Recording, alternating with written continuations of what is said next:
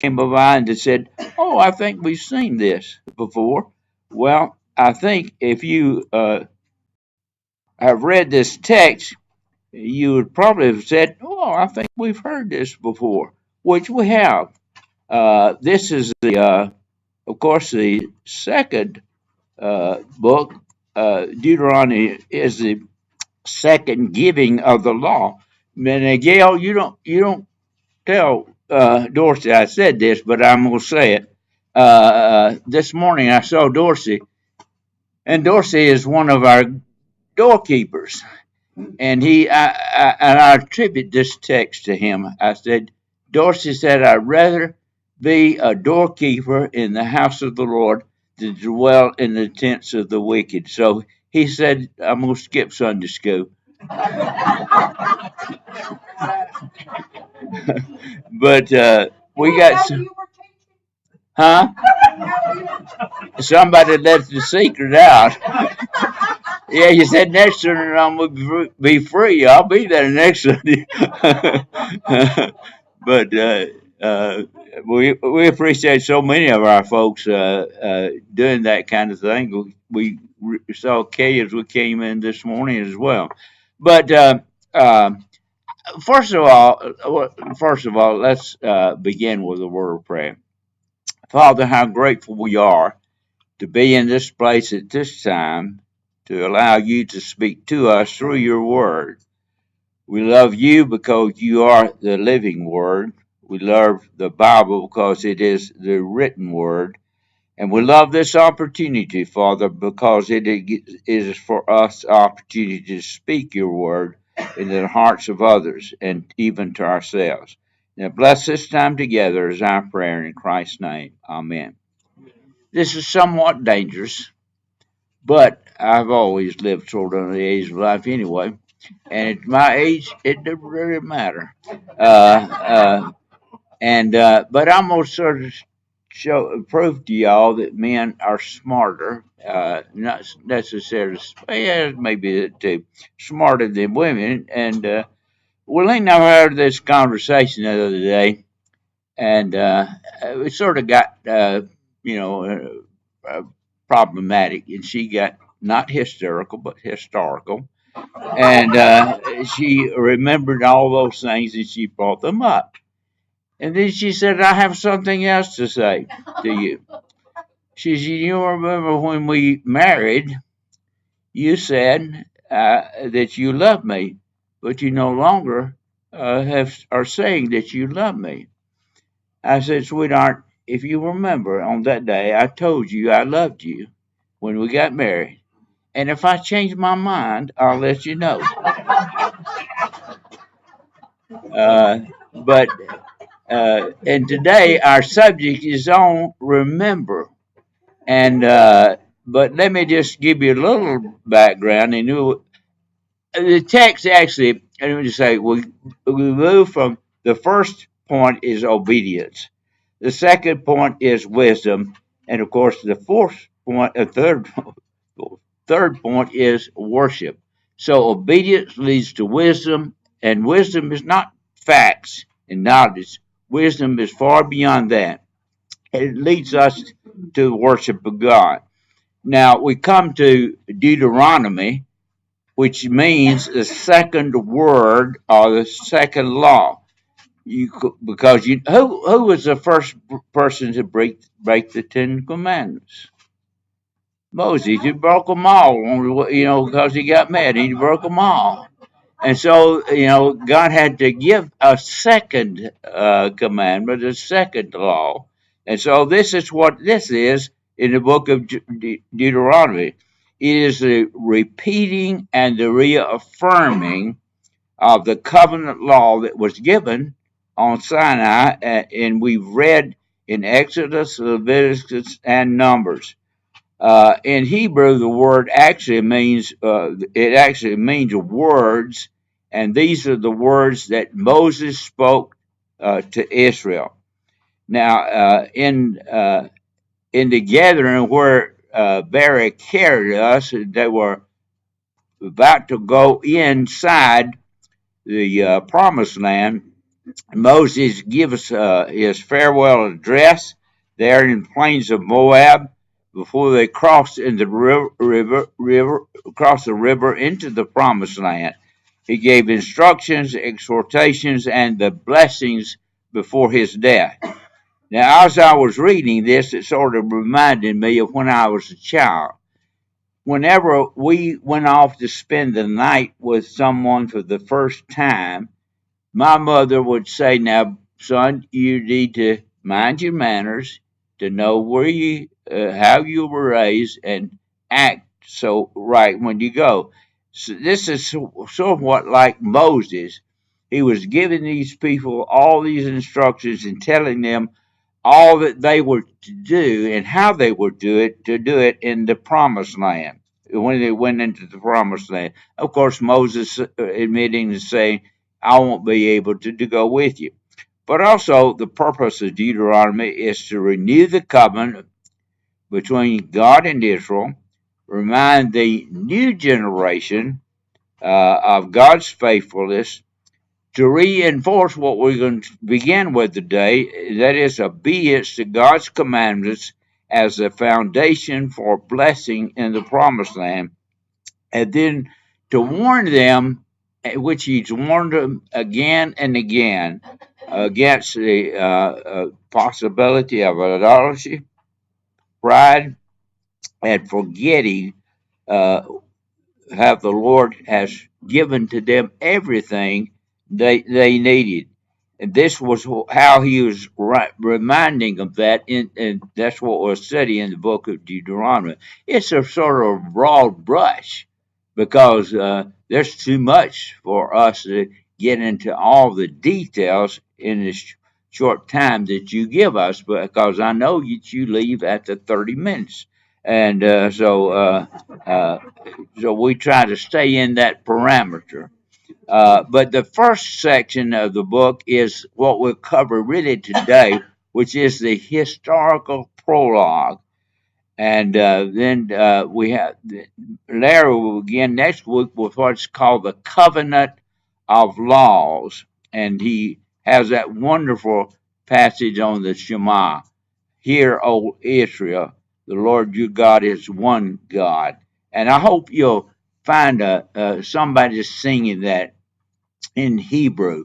It is a beautiful thing to listen to as they sing the Shema in Hebrew. It's a blessing that almost every Jew uses every day.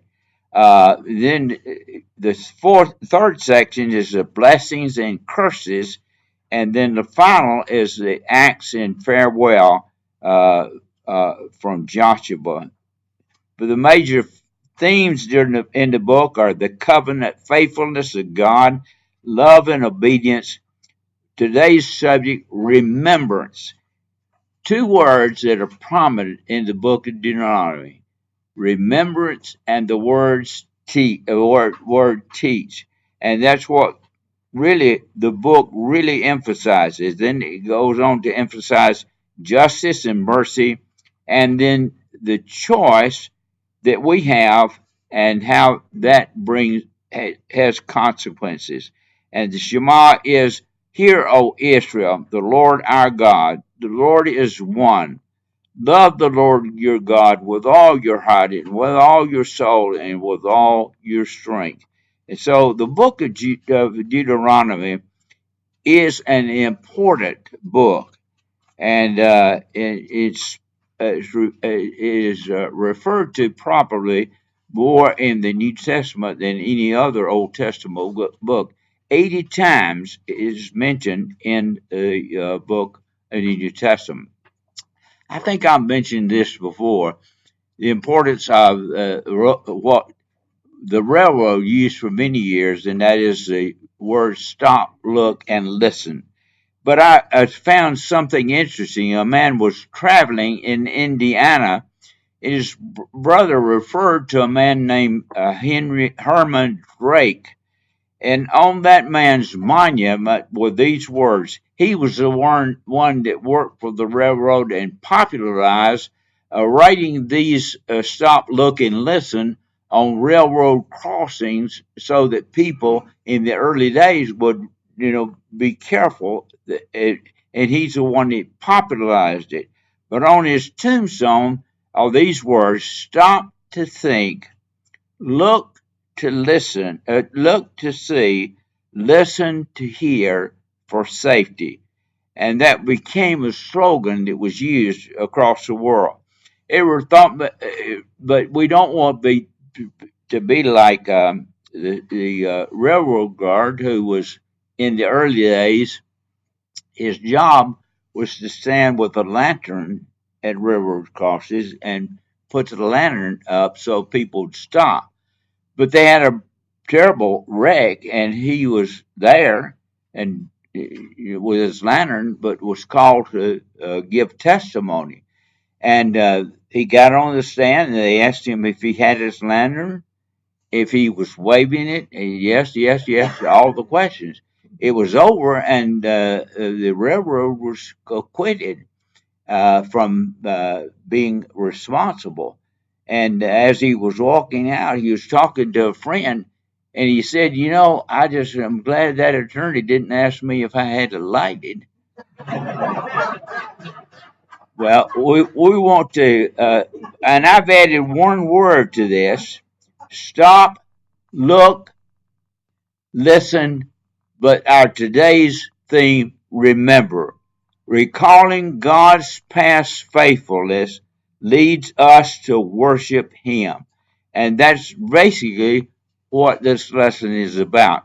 Now, before I get to that, the Jews had a wonderful way of always placing God's law before everyone. Their garments and all those things that they did simply stated God's law is important. And I can't speak as clearly as I once, but I'm going to try to tell you the Hebrew word talit is a fringed garment that you've seen many times worn during prayer.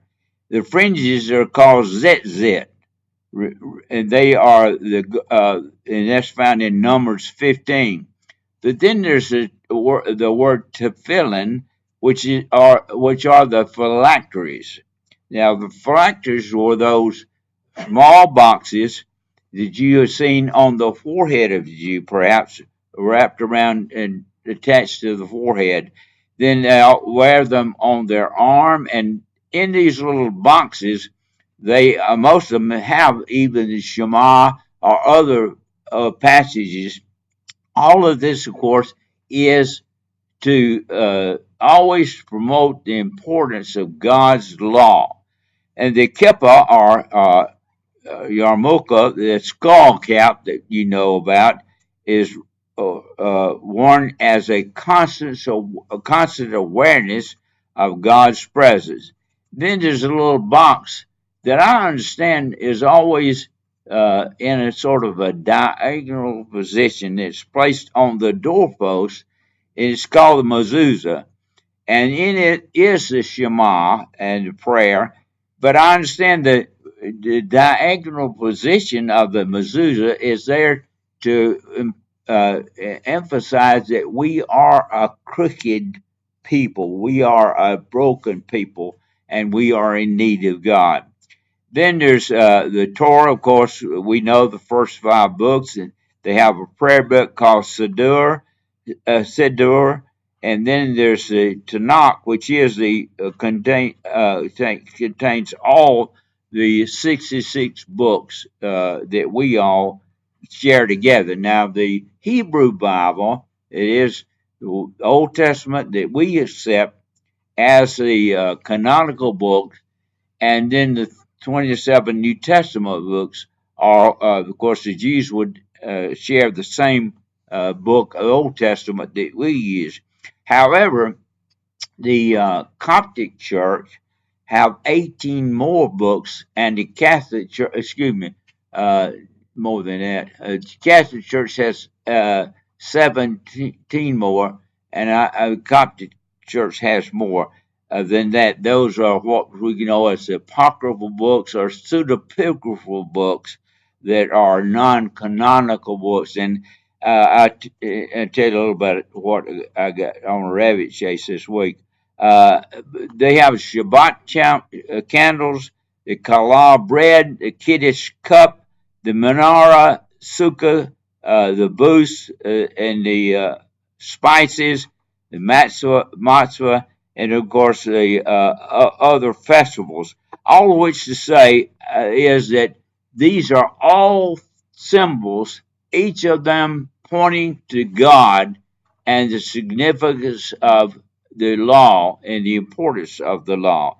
All of which leads us in these first four chapters to say that this chapter leads us, first of all, to trust, to obey, and to worship only the Lord, which is our lesson today.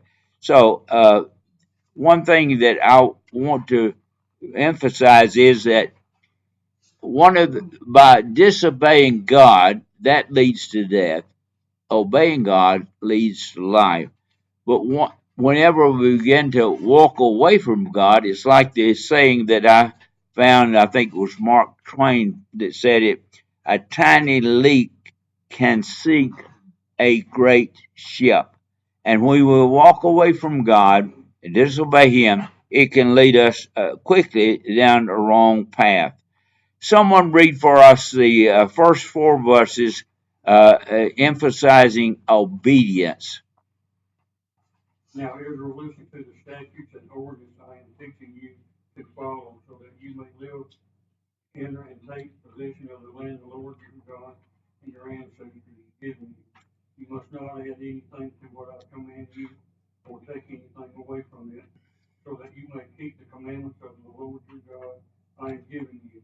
Your eyes have seen what the Lord did in Battle of Peor, for the Lord your God destroyed every one of you who followed Baal or Peor, but you who have remained faithful to the Lord your God are all alive today. And each of these phrases are important, and I'll, of course, not linger on them. First one is this word Shema. Hear, listen, Israel, to the statutes and ordinances. They're guardrails. Now, for us, we know that the law is not what we put our trust in, but we have not forsaken the law. Would you want to be in a land that did not have laws?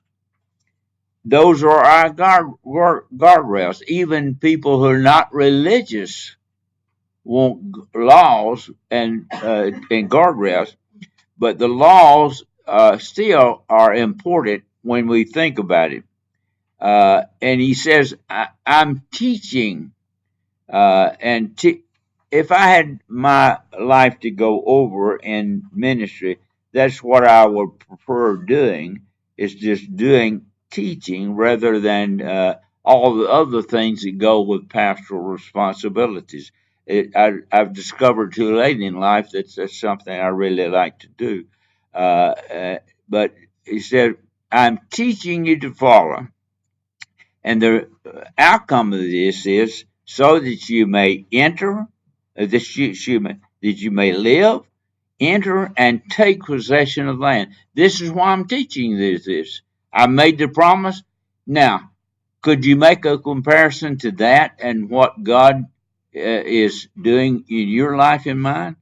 Every day we follow He's guiding us to enter the promised land, which is what He has prepared for us. Floyd shared with me something this week that I think is important. He was telling me about David Jeremiah's book on heaven being so helpful to him. And if you've heard the advertisement that Jeremiah gives, he says, I'm not trying to make you smarter about heaven. I'm just trying to take as many of you as I can to heaven. Well, being a follower of Christ is leading us to take possession of that And what Buddy was saying is that we know at our age, we got to get rid of some things in this life to free us to move on to the next uh, adventure that God has for us. And he says, my commandments are so important that you are not to give any additions to it or take anything from it. So what God has written and what God has taught is sufficient. And so he says, this is why I'm giving these commands to you. And he said, but be warned. What happened to Baal Peor? The idols began to draw them away. This is what God repeats over and again, and that's what we find in the study of Deuteronomy. Over and again, He is warning us all that we can indeed have idols. Do we have to build a golden calf? Nah, we can choose a football team. We can choose anything else. We can choose grandchildren. We can choose money. We can choose anything else, to make an idol of our life. But he said, listen, obedience leads to life. Disobedience leads to death. Now, this is the section that got me off track this week. Someone read 5 through 9. Look, I have taught you statutes and ordinances that the Lord my God has commanded me, so that you may follow them in the land where you are entering to possess. Carefully follow them, for this will show your wisdom and understanding in the eyes of the people. When they hear about all these statutes, they will say, this great nation is indeed a wise and understanding people. For what great nation is there that has a God near to it as the Lord our God is to us whenever we call to him? And what great nation has righteousness, statutes, and ordinances like this entire law I set before you today? Only be on your guard and diligently watch yourselves so that you don't forget the things your eyes have seen and so they don't slip from your mind as long as you live. Teach them to your children and your grandchildren. Thank you, Larry. Where does wisdom begin? What? Fear of the Lord. Absolutely. The Proverbs reminds us that the fear of the Lord is the beginning of wisdom. Who is attributed as being the smartest man in the world? Solomon. Even though he had all those wives and mother-in-laws, he wasn't too smart in with otherwise when you think about it. But he is attributed. So I got on this chase to learn more about Solomon. So I've listened for I don't know how many hours on Solomon for that reason, and put me on a path that I'm going to listen to all the apocryphal books, the pseudepigrapal, those books, and I think there are 18 of them. And the first I started with was what is known as the Book of Jubilees, which is the known as the Little Genesis. And if you've not listened to any of these or read any of these apocryphal books, I would suggest you do it. It's fun to do so. And the Book of Jubilees fills in places that that the Book of Genesis does not, and I don't take it as canonical, but I take it as extra biblical writing that's interesting and good and adds to your wealth of knowledge. However, wisdom is not accumulation of facts, is it? What would you define as wisdom? What? Seeing life from God's point of view. All right, yeah. Taking the knowledge that we have and allow that to become out of as you say, the vision of God, and through that great definition of it. Because I've known, and we have to say in ways that Solomon wasn't too smart because he obviously disobeyed a lot of the commands of the Lord, because what does one of the commandments say? One wife, and of course, many ways that Solomon disobeyed God as well. But anyhow, he says this will show you wisdom and understanding. And that's what I think we want to come to in our life, not only to understand the things of God, but leads us to wise decisions. Now, if you make wise decisions, as it describes here, what is God doing? What is God's purpose for His people in this new land? To worship him. Well, that they become an example, really, as I see it. He says it when other people see how your laws and how all these things affect you, and you live a righteous life, they're going to see that.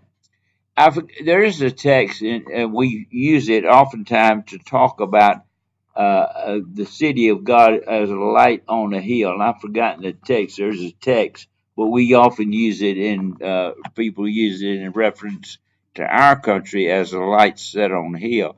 But there's a text to that. But that's what he wants. He wants the people of God in this new land to be an example for others to see. And then lastly, if someone would read the 15 through 20. Take careful heed to yourselves, for you saw no form when the Lord spoke to you at Horeb out of the midst of the fire, lest you act corruptly and make yourselves a carved image in the form of any figure, the likeness of male or female, the likeness of any animal that is on the earth, or the likeness of any winged bird that flies in the air, the likeness of anything that creeps on the ground, or the likeness of any fish that is in the water beneath the earth. And take heed lest you lift your eyes to heaven, and when you see the sun, the moon, and the stars, all the host of heaven, you feel driven to worship them and serve them, which the Lord your God has given to all the peoples under the whole heaven as a heritage. But the Lord has taken you and brought you out of the iron furnace, out of Egypt, to be his people, an inheritance, as you are this day. If we follow God, and one of the things that I guess all of us in our educational pursuits was one of the things that we always probably ask your professor. Larry, did you ever hear anybody ask you, is this going to be on the test? And you can bet that what God teaches us is going to be on the test, because He promises us that we are going to live, our lives are going to be challenged and tested. And so, what God teaches us, be assured it is going to be on the test when you face life. And but he's it the Egypt's furnace, and they received the inheritance out of all that God did for them. So obedience leads us to wisdom, and wisdom leads us to understand that God is not in things that we fashion with our hands, but God is in the creation that we look at and we recognize all that God has done in created order, and that we are to worship the Creator and not the creation, not the creation. So I like what Napoleon Hill, who has been a very influential person in my life. I like what I read here as a summation to this. I walk as one sent. I work as one assigned. I finish as one chosen. And I think that sums up what this text is helping us understand. We are to obey God's commands. We are to value and seek the wisdom that comes from the Lord. We can rejoice that God has called us to be His people. And I think if we remember what God has done for us, we will remember these things that are taught here, and we'll remember his teachings, and we'll give ourselves to the abiding by those in our life.